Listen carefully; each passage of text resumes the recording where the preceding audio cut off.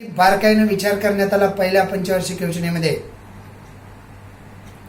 आता दुसरी पंचवार्षिक योजना बघा. या काळामध्ये नेहरू होते, पंडित जवाहरलाल नेहरू. पहिलं इलेक्शन तसं 47ला नाही झालं, 51लाच झालं, माहीत असू द्या. दुसरी पंचवार्षिक योजना बघा, ती होती 56 ते 61, 1956 ते 1961. कालावधी नीट लक्षात ठेवायचा. या योजनेमध्ये म्हणजे दुसऱ्या पंचवार्षिक योजनेमध्ये औद्योगिकरणाचे महत्वाकांक्षी उद्दिष्ट साध्य करायचं ठरलं. मोठ्या प्रमाणात उद्योगधंदे उभारायचं ठरलं दुसऱ्या पंचवार्षिक योजनेमध्ये. आणि त्या काळामध्ये तसे उद्योगधंदे मोठे उभे राहिले. उदाहरणार्थ दुर्गापूर, भिलई, राऊरकेला या ठिकाणी पोलादाचं कारखाना उभं करण्यात आलं. शिंद्री या ठिकाणी खताचा कारखाना तयार करण्यात आला. मोठा कारखाना आहे शिंद्रीला, आजही आहे. चित्तरंजन दास हे नाव आहे असं वाटतं आपणाला, पण चित्तरंजन दास नाही, चित्तरंजन हे ठिकाणाचं नाव आहे. चित्तरंजन दास आणि चित्तरंजन मध्ये फरक आहे. बरीच मुलं उत्तरामध्ये चित्तरंजन दास असं लिहितात, म्हणून मी उल्लेख केला त्याचा. चित्तरंजन येथे रेल्वे इंजिनचा कारखाना तयार करण्यात आला, आजही आहे, मोठा कारखाना आहे. पेरांबूरचा आगगाडीचा कारखाना, आगगाडीचं डबं बनवायचे. डबं म्हणजे कळतं ना, आपण बसतो ना, बोगी म्हणतात त्याला, बोगी. रेल्वे इंजिनचा कारखाना, पेरांबूरचा आगगाडीच्या डब्याचा कारखाना, विशाखापट्टणमचा जहाज बांधणीचा कारखाना, या प्रचंड अशा अवजड उद्योगधंद्याची उभारणी, हे प्रचंड असे अवघड उद्योगधंद्याचे कारखाने सार्वजनिक क्षेत्रात उभारण्यात आले. कोणत्या पंचवार्षिक योजनेत? दुसऱ्या. कालावधी काय आहे सांगा बघू? नाही, 56 ते 61 लक्षात ठेवायचं. यामध्ये कशावर भर देण्यात आला बघा? औद्योगिकरणाचं महत्वाकांक्षी उद्दिष्ट साध्य करण्यावरती भर देण्यात आला. मोठमोठे उद्योगधंदे या काळामध्ये उभा राहिले. उदाहरणं सांगायची, दुर्गापूर, भिलाई, राऊरकेला या ठिकाणी पोलादाचा कारखाना, शिंद्रे येथील रासायनिक खताचा कारखाना, नंतर चित्तरंजन येथील रेल्वे इंजिनचा कारखाना, पेरांबूरचा आगगाडीचे डबे बनवण्याचा कारखाना, विशाखापट्टणमचा जहाज बांधणीचा कारखाना. हे कारखाने आजही आहेत, प्रचंड मोठे कारखाने आहेत. इत्यादी प्रचंड अवजड उद्योगधंद्याचे कारखाने सार्वजनिक क्षेत्रामध्ये उभे करण्यात आले. शेतीला पाणी पुरवठा करण्यासाठी भाकरा नांगल, दामोदर यासारखी प्रचंड मोठी धरणं बांधण्यात आली. या योजनेमुळे राष्ट्रीय उत्पादनात काय झाली?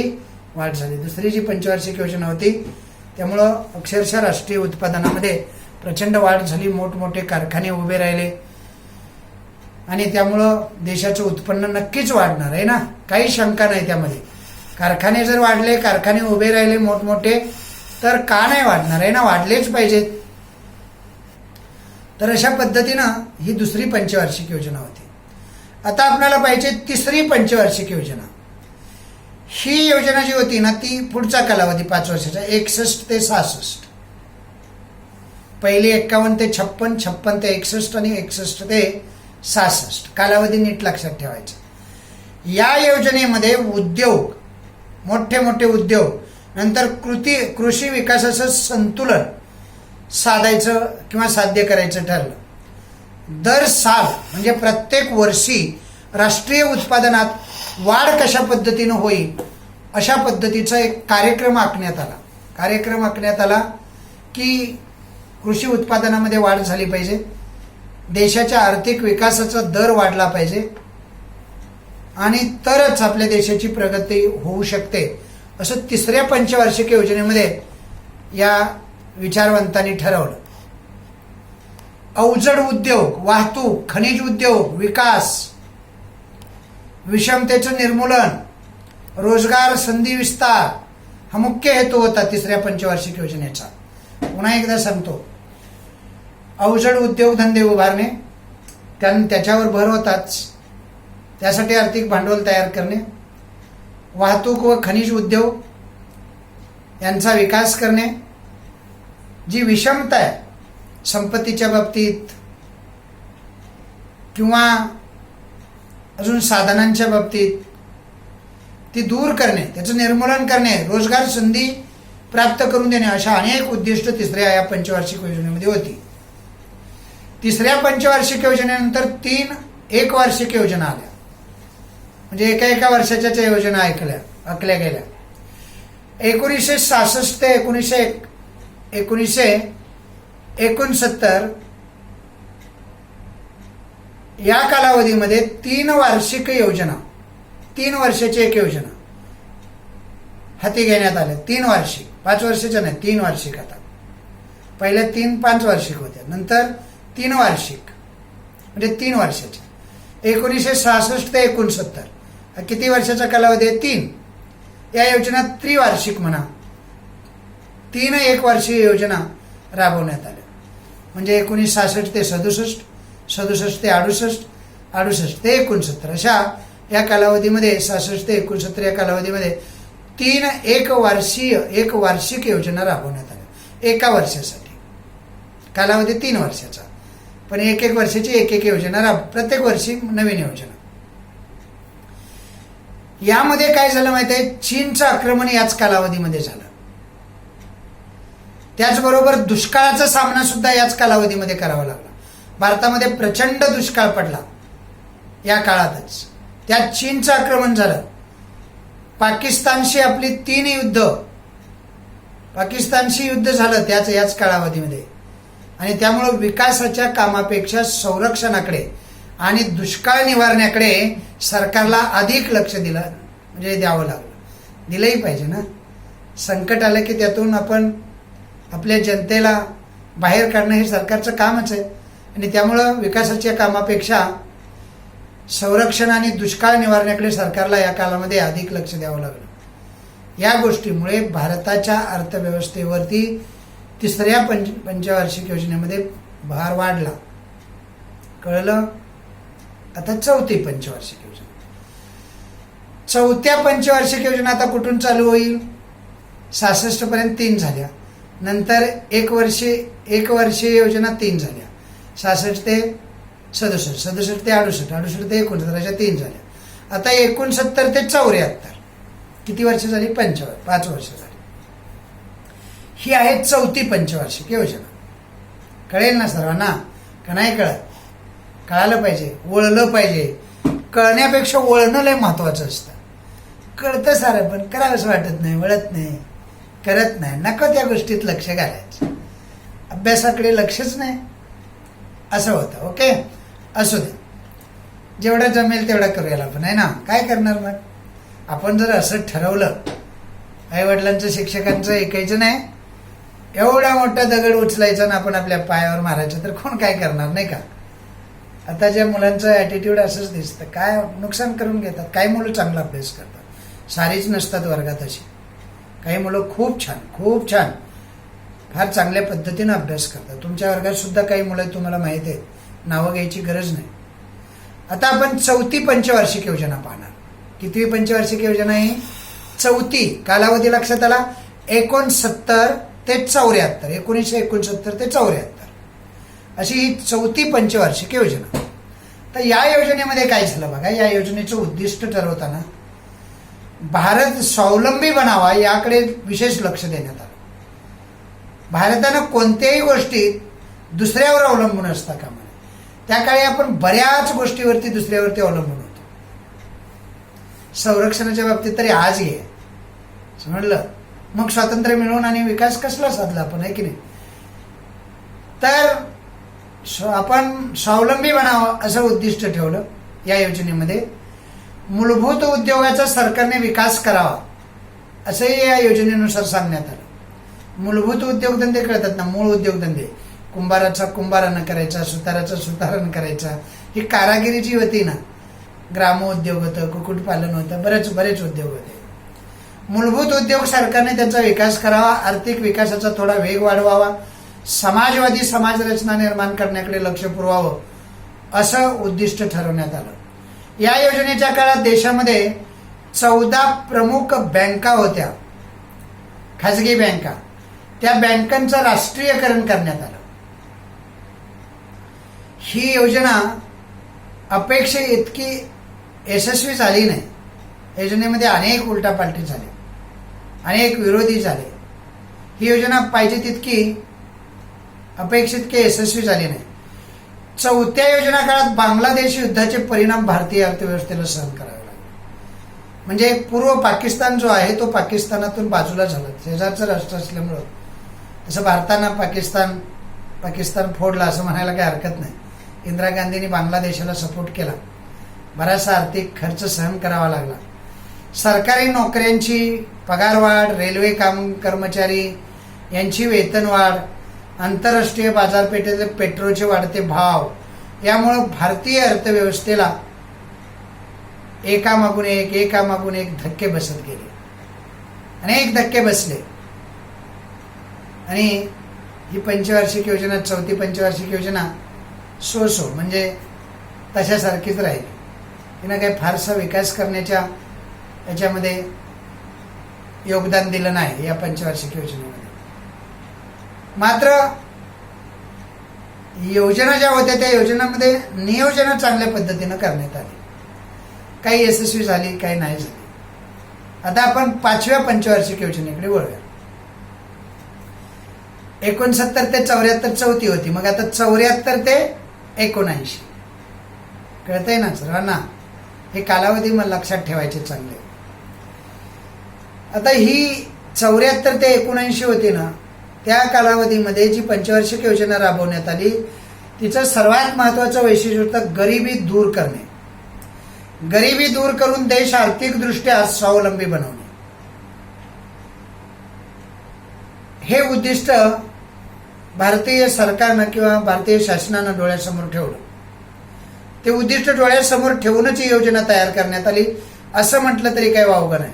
या योजनेत राष्ट्रीय उत्पादनामध्ये वाढ करणं, मोठ्या प्रमाणावर रोजगार उपलब्ध करून देणं आणि शिक्षण, सकस आहार, पिण्याचा पाण्याचा पुरवठा, वैद्यकीय उपचाराच्या सुविधा ग्रामीण भागाला पुरवणं.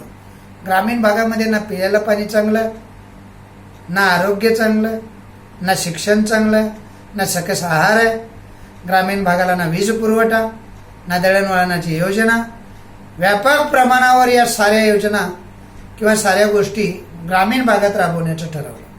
त्याचबरोबर कृषी विकास घडवून मूलभूत उद्योगधंदे वाढवणे, अन्नधान्य, इतर जीवनोपयोगी वस्तूची खरेदी एकाधिकार पद्धतीनं करून त्या सार्वजनिक वितरण संस्थाद्वारे गरिबांना रास्त किमतीत पुरवणे, अशी अनेक उद्दिष्ट या पंचवार्षिक योजनेच्या समोर ठेवण्यात आली.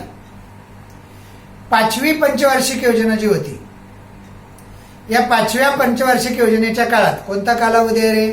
74 ते 79. Very good. 5व्या पंचवार्षिक योजनेच्या काळामध्ये दारिद्र्य निर्मूलन जे आहे किंवा दारिद्र्य निवारण म्हणा आणि रोजगार वाढवणं शक्य झालं नाही. म्हणजे गरिबी तर मी सांगितली ना तुम्हाला, आजही नाही ना. आजही गरीब टोकाचा गरीब आहे, श्रीमंत टोकाचा श्रीमंत आहे. प्रचंड तफावत आहे, दरीमध्ये प्रचंड आहे दोघांच्या. 1977 साली या काळामध्ये 4थ्या आणि 5व्या पंचवार्षिक योजनेमध्ये इंदिरा गांधी पंतप्रधान होत्या. 1977 मध्ये लोकसभेच्या निवडणुकीमध्ये साधारणतः काँग्रेसचा पराभव झाला. या पक्षाचा पराभव झाला. निवडणुकीमध्ये काँग्रेस पक्षाचा पराभव झाल्यामुळं जनता पक्ष सत्तेवर आला आणि नवं सरकार होतं. मला वाटतं मोरारजी देसाई पंतप्रधान झाले असते. बिगर काँग्रेसी सरकार हे पहिलंच होतं. मोरारजी देसाई देशाचे पंतप्रधान झाले. नव्या सरकारची 5वी पंचवार्षिक योजना 1978 मध्येच आली. म्हणजे 5वी पंचवार्षिक योजना 74 ते 79 असण्याऐवजी ती 74 ते 78च राहिली. समजते ना तुम्हाला? 78च्या मार्च अखेर समाप्त झाली आणि 1978 पासून एप्रिल 1978 पासून साखळी योजना सुरू करण्यात आली. आता पंचवार्षिक योजना मागे पडल्या कारण मध्येच सरकार गेलं 5 वर्ष टिकलं नाही इंदिरा गांधींचं. मोरारजी देसाईंचं जनता दलाचं आलं. 1980 मध्ये लोकसभेच्या मध्यवर्ती निवडणुका पुन्हा एकदा झाल्या आणि काँग्रेस पक्ष पुन्हा सत्तेवर आला. या सरकारनं साखळी योजना बंद केली, पुन्हा जुन्या पद्धतीचंच नियोजन करायला सुरुवात केली. आता साखळी योजना म्हणजे काय बघा. 78 मार्च अखेरला ही योजना समाप्त होऊन 78 पासून साखळी योजना सुरू झाली. साखळी म्हणजे काय रे? साखळी म्हणजे थोड्या थोड्या कालावधीसाठी या योजना राबवायची आणि त्या यशस्वी झाले की मग दुसरीकडे, मग तिसरीकडे, अशा पद्धतीने ही 5वी पंचवार्षिक योजना आपण पाहिली.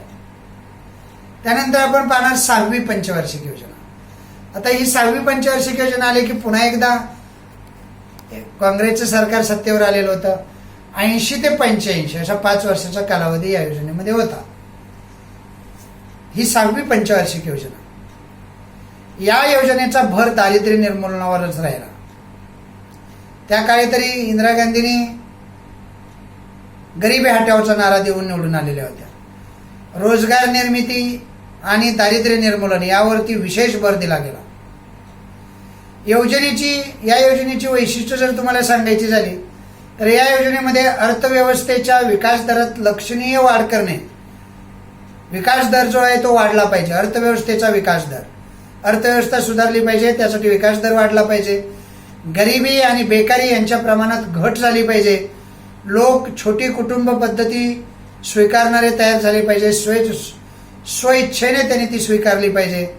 असे धोरण ठेवून लोकसंख्या वाढीवर नियंत्रण ठेवलं गेलं. या योजनेचं ते वैशिष्ट्य आहे. 6व्या पंचवार्षिक योजनेत काही कार्यक्रम राबवण्यात आले माहिती आहे. त्यातला एक कार्यक्रम होता एकात्मिक ग्रामीण विकास कार्यक्रम, इंडियन रूरल डेव्हलपमेंट प्रोग्राम, म्हणजेच मराठीत म्हणायचं एकात्मिक ग्रामीण विकास कार्यक्रम. दुसरा कार्यक्रम, दुसरी योजना, या योजनेमध्ये काही कार्यक्रम राबवण्यात आले. त्यातला एक कार्यक्रम मी सांगितला एकात्मिक ग्रामीण विकास कार्यक्रम, त्याला IRDP म्हणतात, इंडियन रूरल डेव्हलपमेंट प्रोग्राम. दुसरा आहे ग्रामीण भूमिहीन रोजगार हमी कार्यक्रम. म्हणजे जे लोक भूमिहीन आहेत, रोजचं त्यांचं हातावरचं पोट आहे, रोज कामाला गेल्याशिवाय खायला अन्न मिळत नाही, असे जे लोक आहेत त्यांच्यासाठीही ग्रामीण भूमिहीन रोजगार हमी योजना, अशा पद्धतीची ही योजना काढण्यात आली. तिसरी राष्ट्रीय ग्रामीण रोजगार कार्यक्रम, NREP म्हणतात त्याला. तर ही नॅशनल अशी राष्ट्रीय अशी ग्रामीण रोजगार कार्यक्रम योजना होती. आणि चौथी एक योजना होती सलेम पोलाद प्रकल्प. सलेमला एक पोलाद प्रकल्प झाला, तो पोलाद प्रकल्प पूर्ण करणं या योजनेचाच एक भाग होता. अशा पद्धतीनं 6वी योजना 1980 ते 85 या कालावधीमध्ये झाली. आता पुढची योजना कोणती, कितवी योजना आहे? 7वी योजना, 7वी पंचवार्षिक योजना 1985 ते 1990. Very good. 5 वर्षाचा हा कालावधी. पंचवार्षिक म्हणजे 5 वर्ष, एकवार्षिक म्हणजे एक वर्षाची, त्रिवार्षिक म्हणजे 3 वर्ष, द्विवार्षिक म्हणजे 2 वर्ष.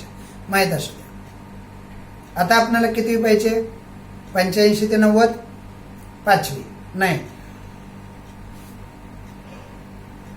सॉरी 7वी पाहिजे आहेत मला. 85 ते 80 या कालावधीमध्ये 7वी पंचवार्षिक योजना अंमलात आणली गेली. या योजनेत कशावरती भर होता माहिती आहे? अन्न. लोकांच्या पर्यंत अन्न तरी किमान पोहोचलं पाहिजे. नंतर भर होता रोजगार आणि उत्पादकता, म्हणजे आपल्या देशाला लागणारं प्रत्येक क्षेत्रातलं प्रत्येक गोष्टीचं उत्पादन हे आपल्याच देशामध्ये झालं पाहिजे, यावरती विशेष भर दिला. विकास, आधुनिकीकरण, आत्मनिर्भरता, सामाजिक न्याय यावर विशेष भर देण्याचं ठरलं. आत्मनिर्भरता म्हणजे स्वतःच्या पायावर देशाला उभं करायचं, कोणत्याही गोष्टीत दुसऱ्यावर अवलंबून असता कामा नये. सामाजिक न्याय, प्रत्येक व्यक्तीला समाजातला न्याय मिळाला पाहिजे, यावर भर देण्यात आला.